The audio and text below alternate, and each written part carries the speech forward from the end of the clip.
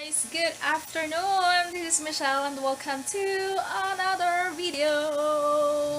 Ayan, so hapon na. 3:30 na ngayon ng hapon. Late ako nagsimula mag-vlog kasi ang daming ginawa. Pagkagising ko, nasampay ako ng mga nilabhan kong kumot, bedsheet, tunda, mga damit, ang mga nilabhan ko. Doon sa school, doon ako nagisampay.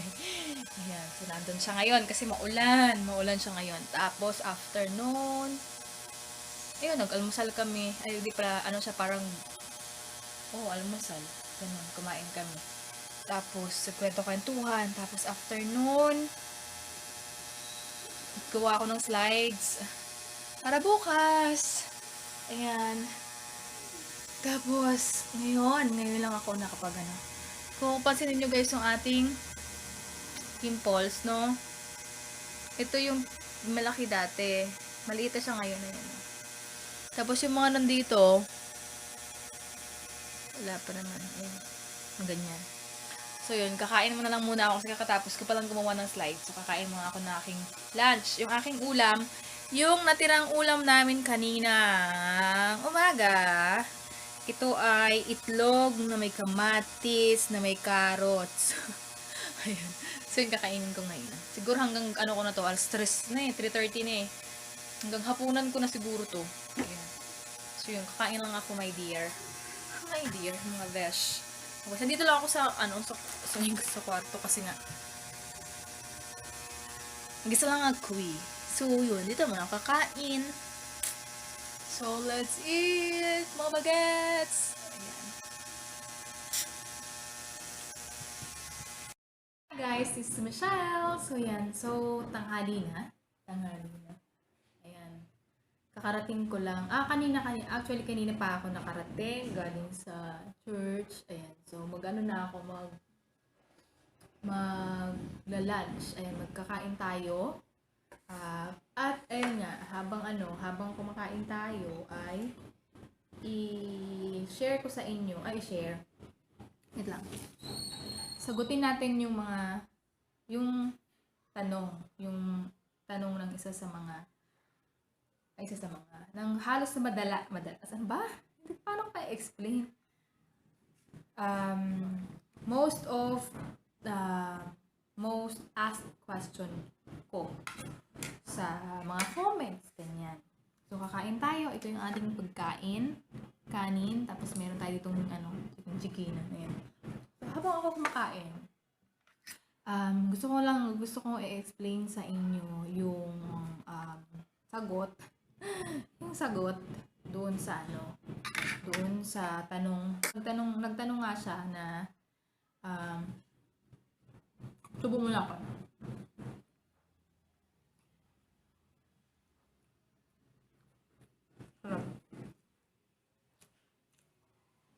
Ang dali guys, wala pa talaga akong kain. Kagahapon, ang huling kain ko kagahapon na alas 3, 3:30, ganun. Ganun yung huling kain ko. Tapos, pinagabihan. Hindi na ako kumain. Pagising ko kaya sabi ko, gigising ako maaga. Kasi nga. Hindi ako nakakain. Kasi nakakasahay ko. Sabi ko, kakain ako ng maaga. Kakain ako ng almusal. Pero hindi ko na siya nagawa. Yun. Tapos kanina, nararamdaman ko yung tiyan ko. Tunog ng tunog. Gutom na gutom. Gutom talaga ako. Hindi ako nakakakain talaga. Hindi, kalimutan ko nga din uminom ng vitamins .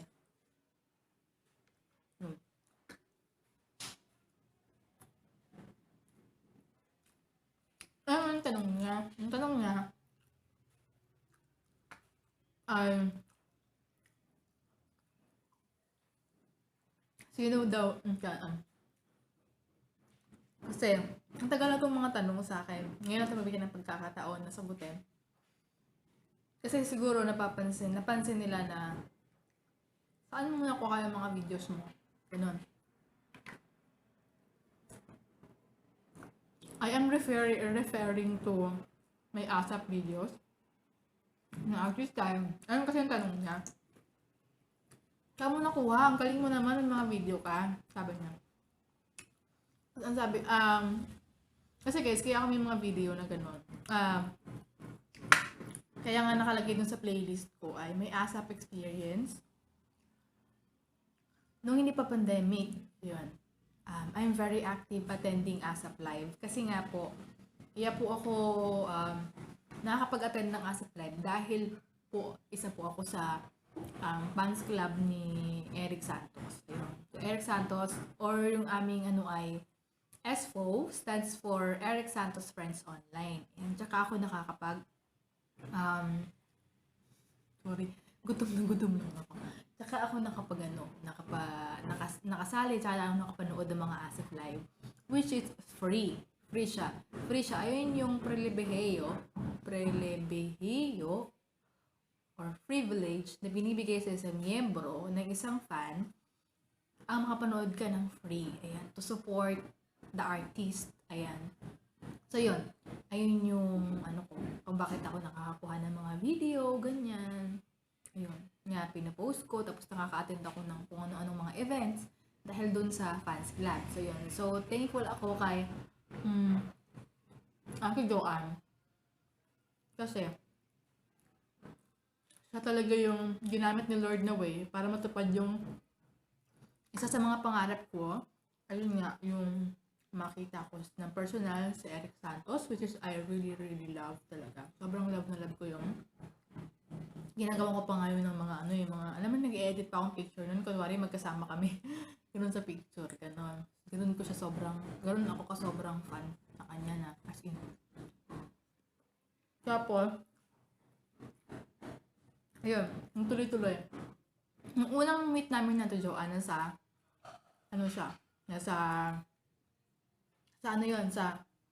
ABS-CBN Christmas Special, Star Magic Christmas Special, basta sa Araneta Coliseum. Yun, yung unang-una. May trabaho ako noon, Friday ng gabi yun. Parang Friday ng gabi yun eh. Friday ng gabi yun sa Araneta. Talagang nagpaalam ako noon just to attend kasi first time. Tapos parang gustong-gusto ko talaga. Ayun, doon ko unang nakita si Ate Joanne, yung mga SFO Bambam. Ayan. Thankful ako kay Lord kasi ayun nga, ginamit sila na way para si Ate Joanne para matupad yung isa sa mga dreams ko. Ayun nga. Tapos, ayun din, yung makita ko yung mga ibang mga artist, kahit hindi man ako nakapagpa-picture, pero nakita ko sila sa personal, ganun. Kasi nga, alam mo yung bata ka, tapos na paglaki ka kasi ng probinsya, di ba? Paglaki ka probinsya, yung mapapanood mo sa TV, parang ganun, sabi ko, parang kaganda naman nila, ganyan, parang gusto ko sila makita, ganyan. Kasi nga, syempre, sila yung nakikita mo kasi sa TV, di ba, yung as in, ang gaganda talaga. So, yun. Isa yun sa mga pangarap ko rin. Pangarap ko rin dati yung gusto ko rin mag-artista, gusto ko rin pumasok sa TV, parang ganun. Pero, maybe it's not meant for me, kaya parang ganun. Yun. So, doon ko yun guys, nakuha yung mga videos ko. Bakit ako maraming mga videos na ganun. Kasi, hanggat maaari, hanggat pwede, nung di ba pandemic, umatend ako ng mga live. Ayun.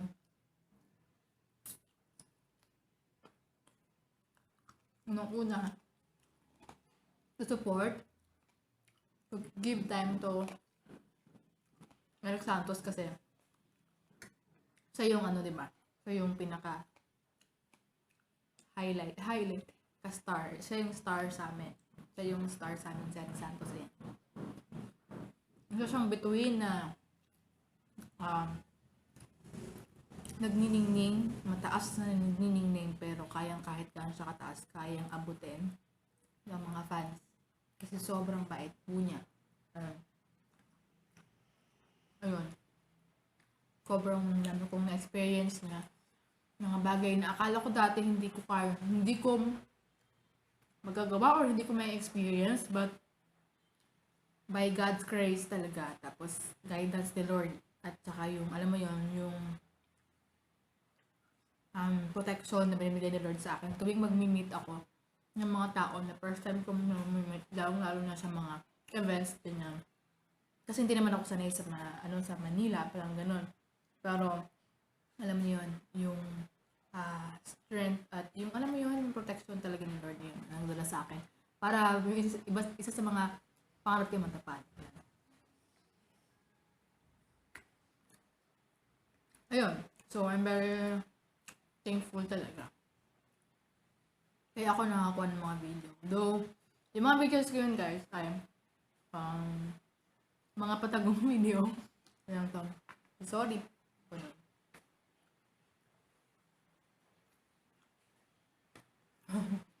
Ayan.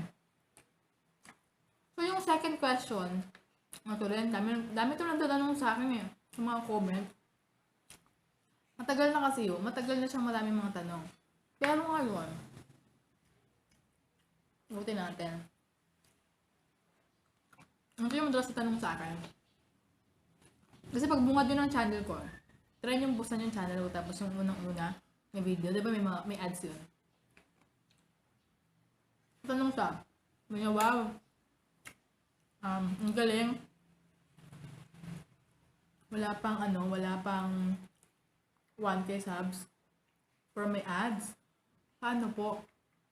Sabi niya, gano'n. So, syempre magtataka ka nga kung bakit may ads ka, wala ka pa namang 1K subs.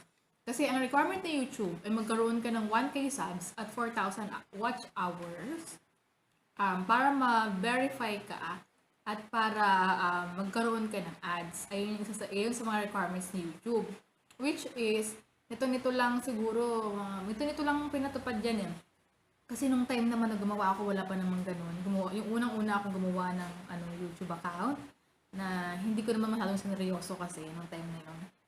So yun, wala pang ganun. So ngayon siguro dahil sobrang dami na ng mga YouTubers, yun na yung ginawa ni YouTube. Ayan, may requirements na siyang binigay para mag-legible.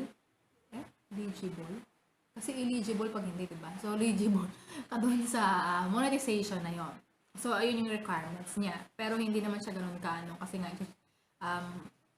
as per watching YouTube videos of other YouTuber na mga nagganon, ayun nga, meron pa silang mga checking na ginagawa before ma-verify yung YouTube channel mo. So, ayun yung isa mga requirements. 1,000 subscriber at 4,000 watch hour. Ayun. So, ayun nga, yung tanong nga niya, bakit ako may ads? Wala pa naman akong 1K subs. Ayun. So, ang sagot ko po dyan, this is based on my opinion, based on my thoughts, based on my self. Ayun. Siguro dahil, thank you, Lord. Siguro dahil sa sobrang daming taong nanonood. Ayan. Sobrang dami kasi ng views. Yung unang-unang makikita nyo sa YouTube channel ko, pag pinuntahan nyo yung YouTube channel ko, ayan ang unang makikita nyo. Ayan guys, ang nag-boom sa channel ko. As in. Kasi halos siya, 150,000 views. Ganyan. And counting pa, yung mga nanonood. Ayan. Doon talaga nag-boom yung subs ko, tsaka watch hour ko. Ayan. So, pero dahil matagal na, as in 1 year ago na siya, so yun, wala na. Konti na lang din ngayon yung watch hour ko kasi nga hindi ako masyadong nag-upload din itong mga nakaraan. Ayan. So yun. Ayan siya. Kung bakit ako nagkaroon ng ads, kasi sobrang daming ngang nanonood ng video. Once sa sobrang daming nanonood ng video mo, ay lalagyan yun ni Google or ni YouTube ng ads. Kasi nga, madaming taong nagbi-visit madaming taong nanonood. So bibigyan ng ads. Parang ano lang yan, parang halimbawa, business, katulad ng isang business. Halimbawa, magtatayo ka ng business malapit sa hospital. Kasi alam mo may madaming mga tao doon, madaming pumupuntang tao doon, gano'n, madadaanan yung store mo. Parang ganun lang siya. Halimbawa sa hospital, maglalagay ka ng, magtatayo ako dito ng business dito. Halimbawa, yung mga kain-kainan, mga ganyan. Malapit dito kasi alam ko, makakainganyo to. Pag nakita to ng mga tao, ganyan, pwede silang pumili dito. Parang ganun lang din siya.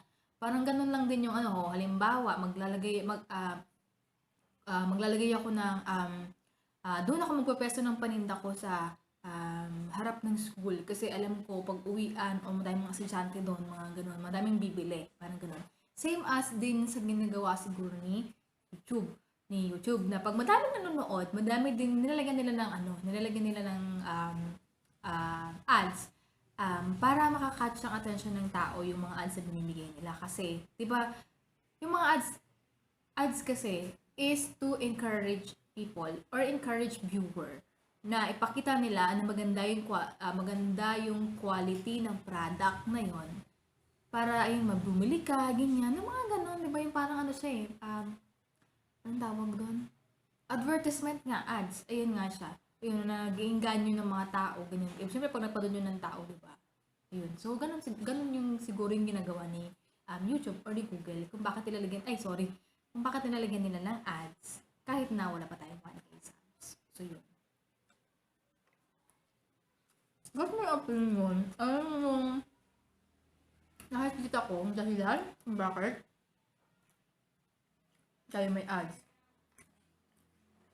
Nitong nakaraan lang din, pinuntahan ko yung aking YouTube channel, yung aking mga dating video. First vlog. Yung may first vlog ko, nung pumunta kami ng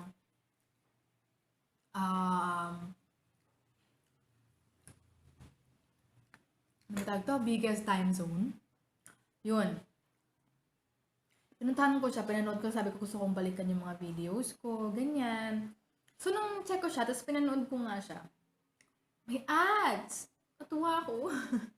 Natuwa ako may ads siya. Ayan, so, ayun nga, siguro dahil madaming nanonood na nun, kaya nagkaroon siya ng ads. Ayan. So, yun. Ganun din yun sa mga ko. Mostly na may ads sa akin is yung mga ASAP experience ko na videos. Kasi syempre, madaming mga nag-idolize sa mga artist. Yun. So, dahil gusto nila yung mga artistang yun, pinapanood nila. Ganun. So, yun. Pero yung iba dun guys, ito was copyright claim by the owner. Ayan. Most of them na ASAP live ko is copyrighted. Na-copyright nila. Pero kasi hindi ko naman yung kinuha sa na parang ako mismo nag-video no. Pero siguro dahil nga kanilang artista yon, ganun. So yun. Copyright tayo ng ABS-CBN Entertainment. Ayun. So, yeah.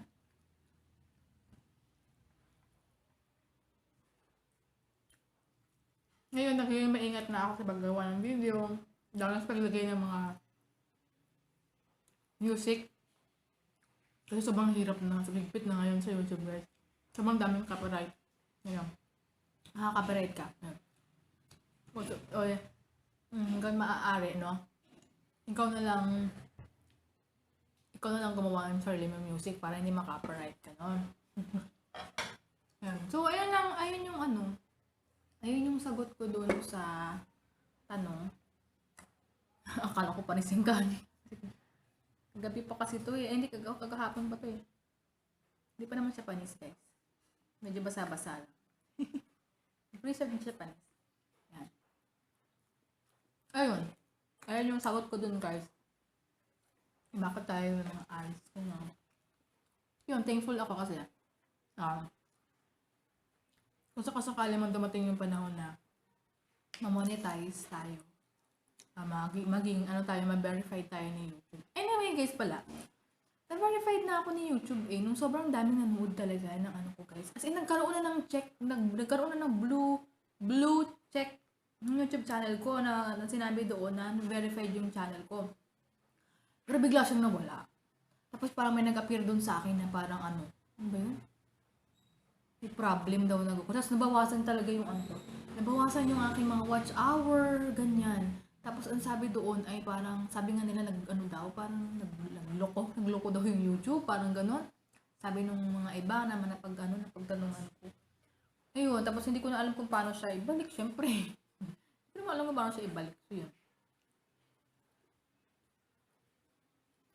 Gawa lang tayo mataming video. Tapos, ngayon, struggle ko rin ngayon. Kaya masyadong nanonood ng mga videos ko. Pero ganun talaga. Hindi ako mag-give up. Hindi ba ako mag-give up? Mag-give up. Kaya ko yan. Ayun. Ayun. Pasensya lang. So yun guys, yung ating ang gusto kong i-share sa inyo ngayon. No? Kung bakit na yan, no? Kung may mga gano'n ako, mga ganyan, dami-dami kang pula. That's because of those people. Kaya ko rin ba yun? Yan.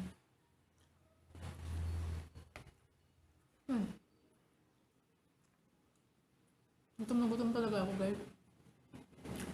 Mauubos kaya itong kanin. Pero ang laki ng braso ko. Hindi. So yun, kakain lang muna ako. Kaya, ayun. I-end ko na lang tong vlog ko para yan. So, guys, thank you for watching. Sana na gusto niyo yung sagot ko. Based dun sa aking mga opinion lang. So, ano gustuhan niyo? Maraming salamat sa panonood. And I will see you guys on our next vlog. Thank you guys for watching. Keep safe and God bless us all. Subscribe!